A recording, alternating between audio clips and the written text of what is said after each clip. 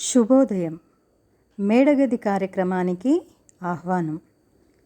August 22వ తారీఖున దేవుడు మనతో ఏం మాట్లాడుతున్నాడో చూద్దాం. అంశము శుభవార్త. లూకా సువార్త 2వ అధ్యాయము 8 నుండి 20 చదవండి.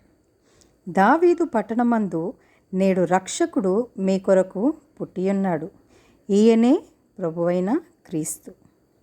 లూకా సువార్త 2:11. సాయంకాలపు వార్తలు చదవడము ఇబ్బందికరంగా ఉంటుంది. వాటిలో చాలాసార్లు యుద్ధము లేదా ప్రకృతి వైపరీత్యాలు మరియు ఈ లోకంలో జరుగుతున్న నేరాలు, అన్యాయాలు, అక్రమాల గురించి వార్తలే ఉంటాయి. అయితే ఒక న్యూస్ ప్రోగ్రామ్ను నేను క్రమం తప్పకుండా చూస్తుంటాను. దానిలో మంచి కార్యాలు అనగా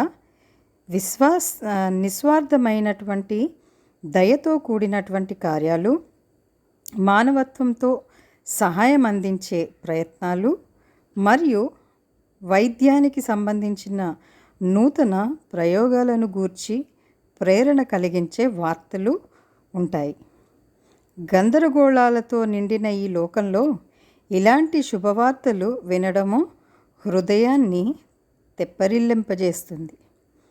లోకము పొందిన వాటన్నిటిలో ఒక గొప్ప శుభవార్త ఏంటంటే క్రీస్తు అనుగ్రహించే రక్షణను గూర్చినటువంటి వార్త. యేసు ప్రభువు ఈ లోకంలో దేవుని రాజ్యాన్ని స్థాపించడానికి మరియు మనల్ని దేవుని దగ్గరకు చేర్చే మార్గాన్ని చూపించడానికే ఈ లోకానికి వచ్చాడు. ఇది ప్రతి ఒక్కరూ ఒక్క గొప్ప శుభవార్త.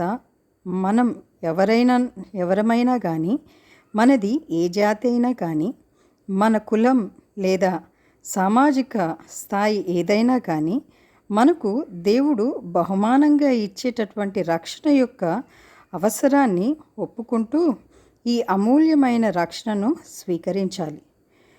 ప్రార్థన. ప్రియ ప్రభువా, మమ్మను ఆందోళింపచేసేటటువంటి వార్తల వలన మేము కలత చెందనప్పుడు నీవిచ్చే రక్షణ సువార్త మరియు నూతన జీవంపై మా దృష్టి పెట్టడానికి మాకు సహాయం చేయండి. మీరు మాకు ప్రార్థించడం నేర్పించినట్లుగా, పరలోకమందున మా తండ్రి, నీ నామము పరిశుద్ధపరచబడునుగాక, నీ రాజ్యం వచ్చునుగాక, నీ చిత్తం పరలోకమందు నెరవేర్చబడుచున్నట్లు భూమి యందు నెరవేర్చబడునుగాక.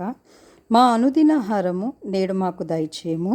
మా రుణస్థులను మేము క్షమించిన ప్రకారము మా రుణములను క్షమించుము.